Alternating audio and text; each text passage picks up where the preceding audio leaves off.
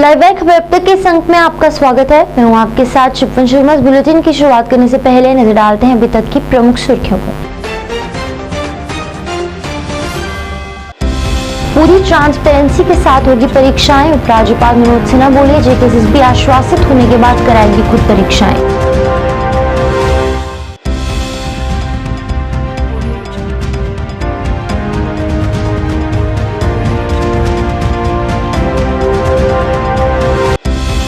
Jammu university में chancellors trophy की शुरुआत। उपराज्यपाल मनोज सिन्हा ने किया उद्घाटन।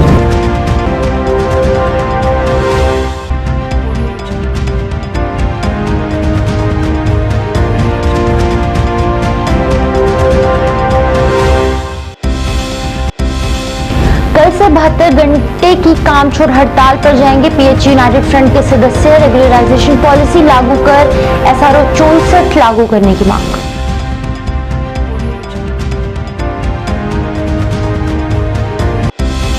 और भाजपा ने जम्मू कश्मीर के लिए जारी की बजट की सराहना। कहा, बजट में हर वर्ग का रखा गया ख्याल।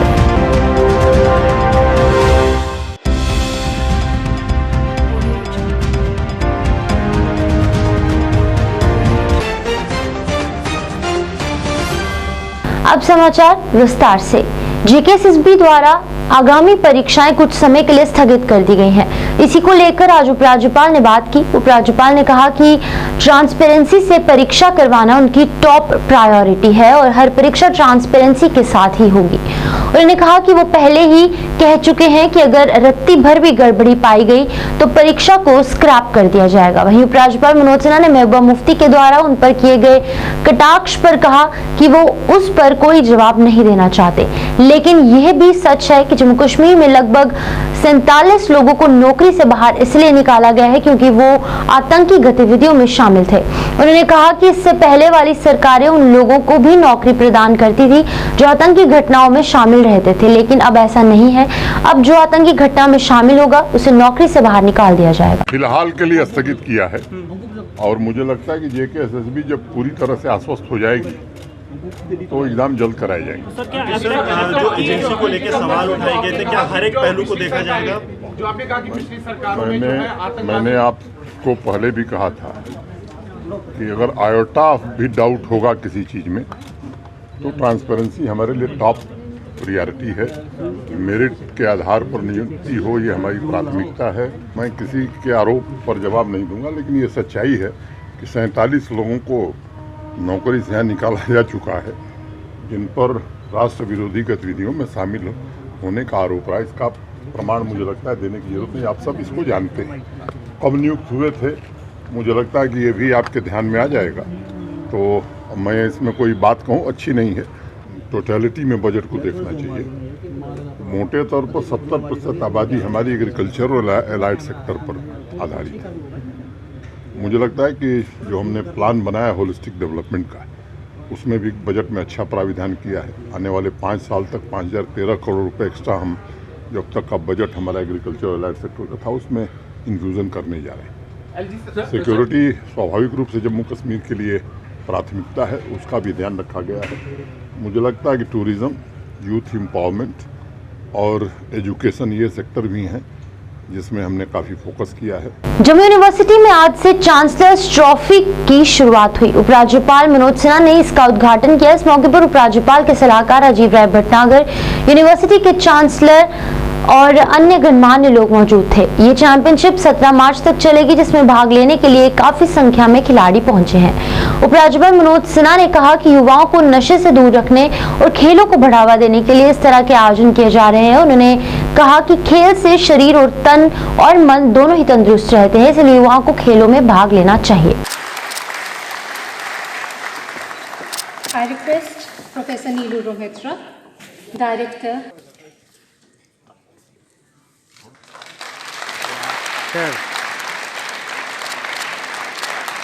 Representatives from different institutions including J&K Bank, Shri Rajiv Rai Bhatnagar ji, Advisor to the Honorable Lieutenant Governor of the Prime Minister Shri Narendra Modi in order to promote brotherhood among students and scholars of various universities of the UT. हर एक district headquarters में stadium होना चाहिए, indoor stadium होना चाहिए। हमारा प्रयास है कि गांव से लेकर यूटी स्तर तक और राष्ट्रीय स्तर तक हम सभी सुविधाएं दे सकें, सभी कोचिंग दे सकें, जिससे कि जम्मू और कश्मीर एक स्पोर्ट्स का पावर हाउस बन सके। जिसे सेंटर ऑफ लर्निंग कहा जाता है, वह नए नर्व सेल्स को क्रिएट करती है।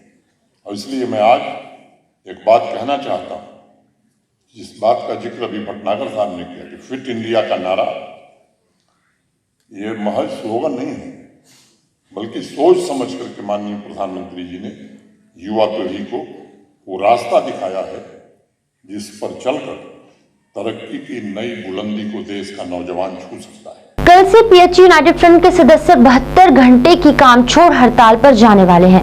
इस बात की जानकारी फ्रंट के सदस्य रवि हंस द्वारा दी गई। रवि हंस ने कहा कि पिछले काफी समय से वो अपनी मांगों को लेकर आवाज उठा रहे हैं, पर उनकी एक भी नहीं सुनी जा रही, जिसके चलते अब वो काम छोड़ो हड़ताल पर जाने वाले हैं। उन्होंने कहा कि कल सुबह वो chief engineer office BC road से ये हड़ताल और प्रदर्शन शुरू करेंगे। उन्हें सभी डेली वेजेस वहां पहुंचने और अपनी नाराजगी दर्ज करवाने की अपील की। उनकी मांगों में रेगुलराइजेशन पॉलिसी बनाना और SRO 64 के लाभ देने की मांग की। बंद करो मजदूरों का शोषण, बंद करो, बंद करो, बंद करो मजदूरों का शोषण, बंद करो, बंद करो, बंद करो। रोटी कपड़ा दे न सके जो वो सरकार निकम्मी है। रोटी कपड़ा दे न सके जो वो सरकार निकम्मी है। आज प्रशासन मुर्दाबाद, मुर्दाबाद, मुर्दाबाद। लगातार 267 दिन से हमारा धरना प्रदर्शन जो जारी था, लेकिन जम्मू कश्मीर प्रशासन की तरफ से सिर्फ हमें बेवकूफ़ बनाने का काम किया गया, जिसमें चाहे वो डिबगाम जम्मू हो, हमारे प्रिंसिपल सेक्रेटरी हो, डीसी जम्मू हो, जितने भी लोगों ने हमारे साथ बातचीत की, सिर्फ और सिर्फ हमसे समय मांगा। हम आज कर रहे हैं, कल कर रहे हैं, बस इसी लारे लप्पे में अपना इतना 9 महीने का टाइम जो है खराब किया। इसीलिए हमने कल से 72 घंटे की काम छोड़ हड़ताल पे जाने का निर्णय लिया है। मैं आपके चैनल के माध्यम से तमाम जितने भी हमारा डेली वेजर पीएचई डिपार्टमेंट के अंदर काम करता है, मैं सभी से ये अपील करना चाहता हूं कि कल 10 बजे के बाद कोई भी साथी अपनी ड्यूटी पे नहीं रहेगा। सभी डेली वेजर साथी पीएचई चीफ इंजीनियर कॉम्प्लेक्स के बीसी रोड में जमा होंगे और सरकार को जोरदार तरीके से अपनी ताकत का एहसास कराएंगे। और सरकार के लिए हमारी एक अपील है एलजी साहब से कि एलजी साहब, आपने 11 नवंबर 2020 को और 22 सितंबर 2022 को खुद अपनी जुबान से ये कहा था कि ये जो डेली वेजर प्रदर्शन कर रहे हैं, इनकी मांग जायज है और हम इनका हल करने जा रहे हैं। लेकिन 5 महीने इस बात को भी हो गए, आज तक डेली वेजर के साथ इंसाफ नहीं हुआ। ये कहीं ना कहीं आपकी विकास पुरुष की छवि के ऊपर भी एक बहुत बड़ा बदनुमा दाग है। आप अपना किया हुआ वादा जल्द से जल्द पूरा करें, वरना ये आंदोलन जो है, ये काम छोड़ हड़ताल आगे भी बढ़ सकती है। और अगर जनता के लिए कोई परेशानी क्रिएट होती है तो उसके लिए एलजी साहब और उनका प्रशासन जिम्मेदार रहेगा। पीएचई एम्प्लॉयज यूनाइटेड फ्रंट इसके लिए बिल्कुल जिम्मेदार नहीं होगा। जय हिंद, जय भारत। भाजपा ने जम्मू कश्मीर के लिए जारी बजट की सराहना की। आज एक पत्रकार वार्ता के दौरान भाजपा के प्रवक्ता वाईबी शर्मा ने कहा कि बजट संतोषजनक है और मध्यम वर्ग के लोगों को ध्यान में रखकर बनाया गया है। उन्होंने इस बजट की सराहना की और इससे जुड़ी कई बातें उजागर की। Presented in the parliament, the budget is quite comprehensive. It's very futuristic. It's a very it is going to fulfill the desires of the people. That it shows कि आफ्टर 5th of August 2019 किस तरीके से Modi government Jammu Kashmir के प्रति चाहती है कि जम्मू कश्मीर में हर प्रकार की डेवलपमेंट को बड़ी उसकी अपनी देख रेख में किया जाए। और आप सबने देखा होगा कि पिछले 3-4 साल से ज़बरदस्त डेवलपमेंट्स हमारे जम्मू कश्मीर में हो रही हैं। उसमें रोड्स का इंफ्रास्ट्रक्चर आप ले लीजिए, नए टनल्स बनने का इंफ्रास्ट्रक्चर ले लीजिए। इस वक्त इन्होंने टूरिज्म सेक्टर को एक बड़ा बढ़ावा देने के लिए बात कही है। रिलीजियस सर्कल्स को डेवलप करने की बात इसमें की गई है। मैं ये कहना चाहता हूँ कि gates of development they have been opened by the government of government of the country for the development of J&K state. Thank you. ABVP ने कई मुद्दों को लेकर आज एक पत्रकार वार्ता का आयोजन किया। इस अवसर पर बोलते हुए परिषद के सदस्यों ने फाइनेंस अकाउंट असिस्टेंट की परीक्षा स्थगित करने पर बात की और कहा कि अगर बार बार इसी तरह परीक्षा स्थगित और रद्द होती रही तो युवाओं के भविष्य के साथ खिलवाड़ होगा। इस मौके पर असिस्टेंट प्रोफेसर की भर्ती प्रक्रिया में लाए गए बदलावों पर भी असंतोष जताया गया और साथ ही जम्मू कश्मीर में पब्लिक यूनिवर्सिटी बिल लाने पर भी रोष व्यक्त किया गया। आप सबके ध्यान में होगा कि कल ही जो है JKSSB द्वारा जो है नोटिफिकेशन आई है फाइनेंशियल अकाउंट असिस्टेंट के एग्ज़ाम को लेकर के पोस्टपोनमेंट की, और काफ़ी लंबे समय से ऐसा देखा जा रहा है कि जम्मू कश्मीर में जो एग्ज़ाम्स होते हैं नोटिफिकेशन आती है या तो वो स्क्रैप हो जाती है या तो वो कैंसिल हो जाती है या पोस्टपोन हो जाती है, जिसकी वजह से विद्यार्थियों के बीच में जो है एक असंतोष का भाव भी है। और इसके लिए कहीं ना कहीं JKSSB को जो है जिम्मेवार जो है विद्यार्थी और विद्यार्थी परिषद जो है ठहरा रही है कि लंबे समय से कोई भी एग्ज़ाम जो है सही तरीके से कंडक्ट नहीं हुआ है। और इसके साथ ही साथ आपके ध्यान में होगा कि PSC जो असिस्टेंट प्रोफेसर का सिलेक्शन क्राइटेरिया है उसका क्राइटेरिया की एक नई नोटिफिकेशन आई है। पहले नोटिफिकेशन आई थी जिसमें अकेडमिक्स को टोटल 10 मार्क्स जो दिए गए हैं, और विद्यार्थी परिषद के विरोध के बाद और विद्यार्थी परिषद ने समय समय पे उस विषय को उठाया तो फिर एक न्यू नोटिफिकेशन आई है जिसमें अब 10 से बढ़ा करके 15 पॉइंट्स जो हैं वो एकेडमिक्स को दिए गए हैं PSC द्वारा असिस्टेंट प्रोफेसर की रिक्रूटमेंट के लिए। परंतु कहीं ना कहीं अभी भी वो संतोषजनक नहीं है, क्योंकि कहीं ना कहीं वो सीधा जो है UGC नॉर्म्स को वायलेट करने की कोशिश कर रहे हैं और वायलेशन की जा रही है। तो अभी भी हम लोग ऐसी मांग करते हैं कि UGC के नॉर्म्स के तहत ही असिस्टेंट प्रोफेसर्स की रिक्रूटमेंट हो और विद्यार्थियों को जो है थोड़ा राहत मिले और एग्ज़ाम्स जो है वो ट्रांसपेरेंट तौर पर जो होने चाहिए।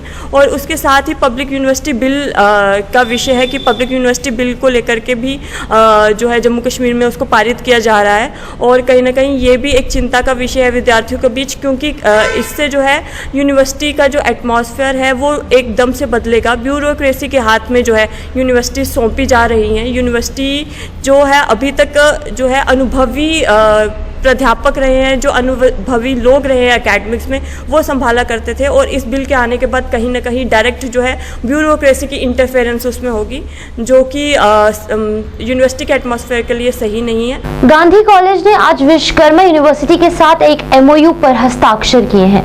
इस मौके पर एक कार्यक्रम का आयोजन किया गया था जिसमें कॉलेज और यूनिवर्सिटी के अधिकारी मौजूद थे, जिनका कहना था कि इस हस्ताक्षर के बाद छात्रों को फायदा पहुंचेगा और गांधी कॉलेज में कई नए सब्जेक्ट्स पढ़ाए जाएंगे, तो इससे छात्रों को लाभ पहुंचेगा। हमारा जो इंस्टीट्यूशन है गांधी मेमोरियल कॉलेज, ये ओल्डेस्ट इंस्टीट्यूशन है, one of the oldest institutions of Jammu and Kashmir state. 1943 में ये एस्टैब्लिश हुआ है श्रीनगर की सिटी में। तो इस इंस्टीट्यूशन ने बहुत ही अहम रोल अदा किया है so far the excellence of education is concerned in the whole of state. हमारे जो प्रोफेसर्स थे उन दिनों, जो हमारी फैकल्टी थी वो नामवर फैकल्टी थी हमारे जम्मू कश्मीर में। तो हमारे जो स्टूडेंट है उस इंस्टीट्यूशन के थे, उन्हें बहुत ही नाम कमाया है हमारे इस भारत में और फॉरेन कंट्री में भी। बदकिस्मती में जब 90 में एग्जोडस हुआ तो हमने इस इंस्टीट्यूशन तो वो चलता ही है श्रीनगर में, हमने यहाँ भी शुरू किया जो हमारा कैंप कॉलेज है, जो हमारे गांधी मेमोरियल कॉलेज रायपुर कहा जाता है। तो हमें बहुत ही मुश्किलात थी, स्ट्रगल रहा हमारे इस बनाने में। तो अब देखते हैं ये कैंपस जो हमने बनाया है, इसमें हमारे हॉस्टल भी है, हमारी library very well, I mean books, lot of books we have in our library, we have computers, we have computer lab, we have rooms, classroom जो आप देख सकते हैं, we have a look। तो हमने बहुत काम करते भी हैं, कोशिश की है। तो एक तो हमारा प्राइमरी शुरू हुआ वो एजुकेशन से हुआ, एजुकेशन जो B.Ed का शुरू हुआ तो वो हमने शुरू किया 90 में से ही यहाँ पर। उसके बाद हमने एडिशनल कोर्सेज शुरू किए। हमें मास कम्युनिकेशन जो बड़ा इम्पोर्टेंट प्रेस्टिजियस कोर्स है हमारे, वो हमने शुरू किया कि मास कम्युनिकेशन हमारे जम्मू डिवीज़न में नहीं था। अब तो है सेंट्रल यूनिवर्सिटी में, पहले कहीं नहीं था हमारे जम्मू डिवीज़न में। ये पहला इंस्टीट्यूशन है जिन्होंने मास कम्युनिकेशन, एक बड़ा इम्पोर्टेंट सब्जेक्ट। उसके बाद BSc IT हमने शुरू की,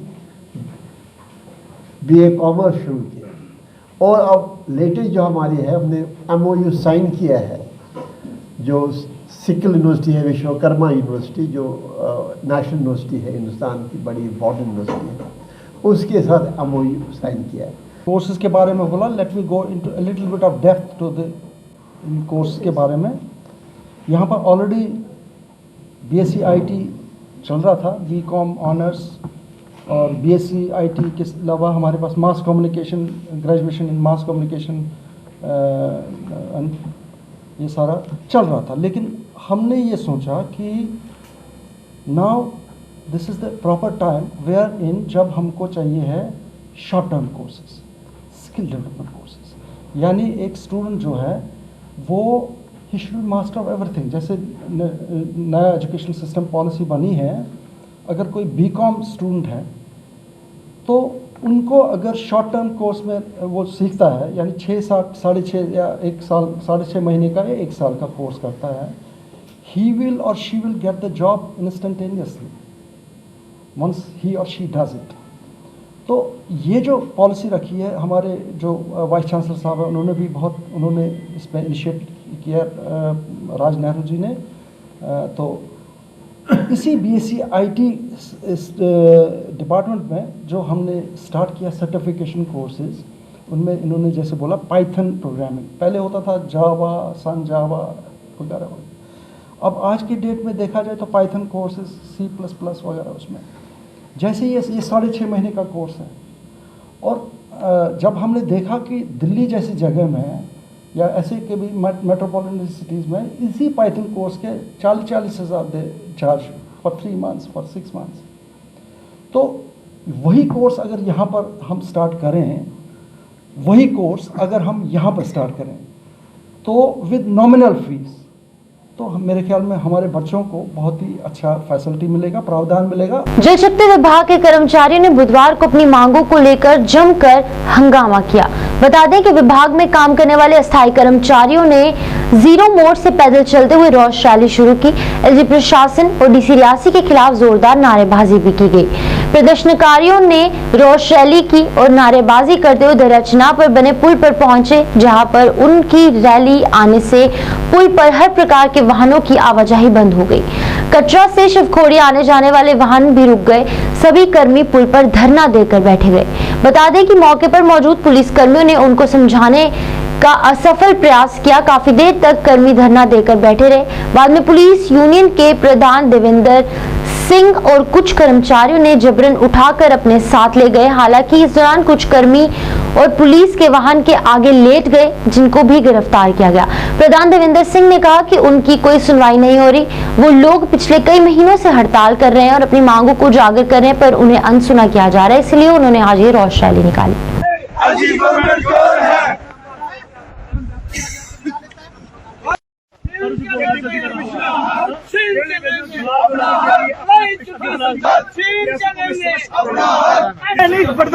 भारत माता की जय, भारत माता की जय। यक्का गवर्नमेंट मुर्दाबाद, मुर्दाबाद, मुर्दाबाद। यक्का गवर्नमेंट मुर्दाबाद, मुर्दाबाद, मुर्दाबाद। यक्का गवर्नमेंट मुर्दाबाद। छीन के लेंगे अपना हक, छीन के लेंगे अपना हक, लड़के लेंगे अपना हक, लड़के लेंगे अपना हक। रोटी कपड़ा दे न सके जो सरकार निकलनी है, रोटी कपड़ा दे न सके जो सरकार निकलनी है, रोटी कपड़ा दे न सके जो सरकार निकलनी है। हाकम आए जालमो, खून भी ना छोड़ दो, हाकम आए जालमो, खून भी ना छोड़ दो। भारत माता की जय, भारत माता की जय, भारत माता की। को हिरासत में यहाँ पे ले रहा है और ये लगातार बड़ी अपडेट यहाँ के प्रधान जो है को जो है पुलिस यहाँ पे हिरासत में लेती है। बड़ी अपडेट यहाँ पे देख सकते हैं, कहीं ना कहीं अब डेली बेसिस पर यहाँ पे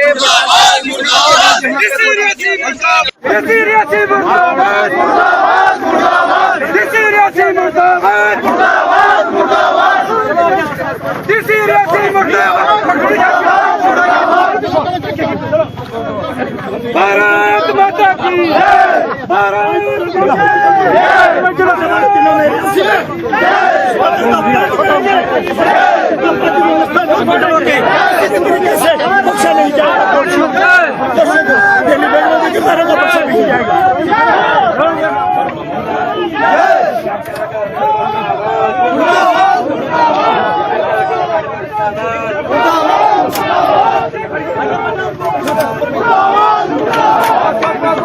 mini bus operators association traffic विभाग ई चालान से परेशान है। आज हमारे संवाददाता से बात करते हुए एसोसिएशन अपनी परेशानी का इजहार किया और कहा कि ई चालान से उन्हें काफी दिक्कत हो रही है, क्योंकि उन्हें पता ही नहीं होता कि उन्हें किस बात के चालान किए जा रहे हैं। उन्होंने इस पर रोष व्यक्त किया और समस्या के समाधान की मांग की।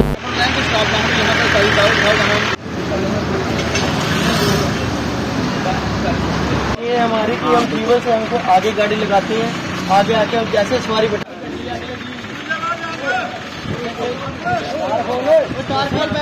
ये जो ट्रैफिक पुलिस वाले चलान करते हैं हमारे, जैसे चलो हमारी गाड़ी रंग पार्क हम मानते हैं, तो ये पीछे से चलान, ये फोटो खींच लेते हैं अपने मोबाइल से, पीछे से फोटो खींच लेते हैं। ड्राइवर को आगे पता नहीं लगता कि चलान हुआ नहीं हो किस चीज़ को, वो द्वारा वो दूसरे फेरे वहाँ, तीसरे फेरे वहाँ वहीं गाड़ी खड़ी करता है। फिर अगर उसको बताया जाए भाई ये तेरी रंग पार्किंग, यहाँ पे गाड़ी मत खड़ा कर, उसे पता लगेगा ये मेरी गलती है, मेरा चलान हुआ, वो द्वारा वहाँ नहीं खड़ी करेगा।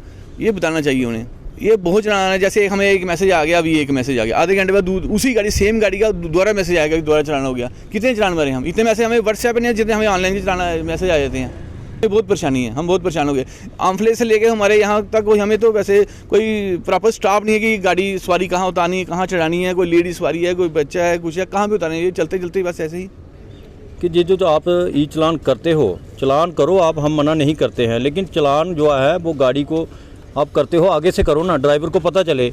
हमारी गाड़ी के पीछे आता है कोई बंदा, पीछे से फ़ोटो खींच जाता अपने मोबाइल में, पर्सनल मोबाइल में, जबकि वो पीछे से फ़ोटो खींच के चला गया। मैं ड्राइवर को पूछता हूँ हाँ जी चलान हुआ, वो बोलता नहीं हुआ है।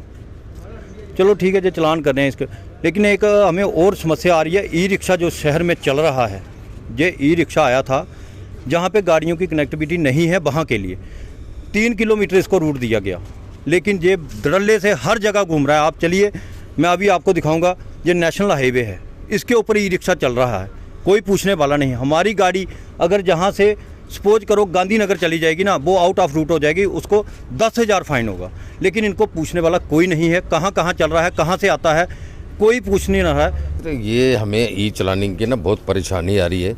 देखिए हमारा अगर ड्राइवर गाड़ी चला रहा है तो उसका अगर कोई पीछे से फ़ोटो खींच के तो नंबर डाल के तो ई चलान हो जाएगा। ड्राइवर को तो पता नहीं चला ना क्या हुआ, क्या है, क्या नहीं हुआ। अगर हम कोई भी जुर्म करते हैं तो उसकी कोर्ट में जाके न्यायाधीश जो होते हैं वो भी देखते हैं कि इसके जुर्म में तेरे को उस फलाने जुर्म में हम वो सजा दे रहे हैं। तो यहाँ तो हमें जुर्म ही नहीं पता है, हमें पता ही नहीं हमारा चलान हो क्यों रहा है, किस वजह से हो रहा है। तो इसलिए अगर हमें पता लग जाए कि ये चलानी आपकी इस वजह से हो रही है तो हम वो क्या करेंगे, उनको ड्राइवर को अवेयर करेंगे साहब आपने वहाँ पर ऐसी गलती नहीं करनी है ताकि दोबारा हम चलान ना हो जाए। लेकिन पता ही नहीं ना है, आप अगर खाली ई चलानी कर रहे हैं, ड्राइवर को क्या पता चल रहा है, वो सिस्टम तो वहीं का वहीं है। सबसे पहले तो ये चाहिए कि इसको अवेयरनेस करें ना, हमें पता लगे क्यों चलान हुआ है, ड्राइवर को पता है ये चलान हुआ है, ताकि वो दोबारा ऐसी गलती ना करे। द टिंडल बिस्को एंड मिलेनियस स्कूल पर नई शिक्षा नीति के नियमों का उल्लंघन करने का आरोप लगाते हुए सैकड़ों अभिभावकों ने बुधवार को इन स्कूलों के खिलाफ प्रदर्शन किया और आरोप लगाया कि स्कूल के अधिकारी छोटे बच्चों का एक कीमती साल बर्बाद करने पर आमादा है। उन्होंने मांग की कि इन स्कूलों को लोअर प्राइमरी डिवीजन यानी केजी के छात्रों को कक्षा 1 में पदोन्नत किया जाना चाहिए। विरोध करने वाले माता पिता ने कहा कि वो NEP यानी न्यू एजुकेशन पॉलिसी के कार्यान्वयन में स्वागत करते हैं, जिसे अगले महीने अप्रैल से नए शैक्षणिक स्तर की शुरुआत के साथ चरणबद्ध तरीके से अपनाया जाएगा।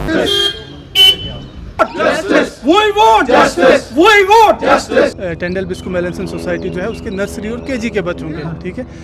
तो अभी नेशनल गवर्नमेंट की तरफ से आई है NEP 2020, उसके इम्प्लीमेंटेशन हम बहुत वेलकम करते हैं और बहुत अच्छी पॉलिसी और उसमें रेवोल्यूशनाइज हो जाएगी यहाँ की एजुकेशन। लेकिन बात ये हो रही है कि हमारा स्कूल सिर्फ पिन पॉइंट कर रहा है उसमें से एक चीज़, वो है एज क्राइटेरिया फर्स्ट में जाने के लिए, ठीक है।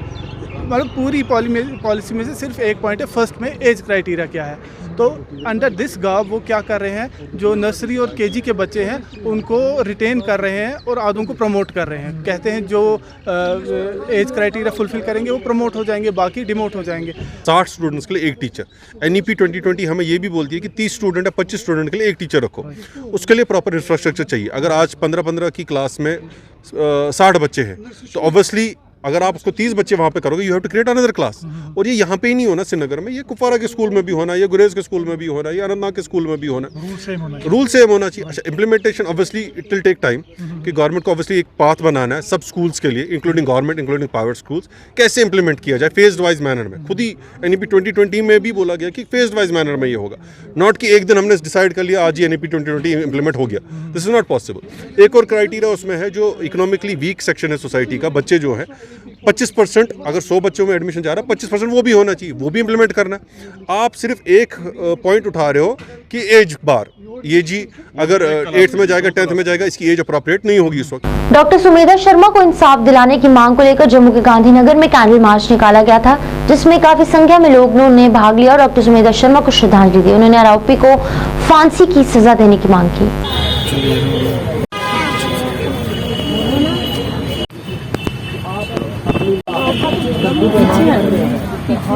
हमारे ऑनरेबल कोर्ट ही ये कर सकता है, हमारे जज साहब ही ये कर सकते हैं कि एक कानून बनाए। हम सब समाज ये चाहता है कि ऐसा कानून बनाया जाए लव जिहादियों के अगेंस्ट, ताकि कोई भी ऐसी गंदी हरकत करने से पहले, एक बुरी नजर डालने से पहले हमारी बहू बेटियां और हमारी बहनों की तरफ 10 बार सोचे, 100 बार सोचे। ये परवरिश पे बहुत डिपेंड करता है। अगर आप अपने बेटे की परवरिश अच्छी तरह से करेंगे तो मेरे को नहीं लगता कि ऐसा कोई बेटा निकलेगा कि वो लव जिहादी। लाइव खबर अब तक के संग में इतना ही। मुझे दीजिए इजाजत। आप देखते रहे लाइव न्यूज। नमस्कार।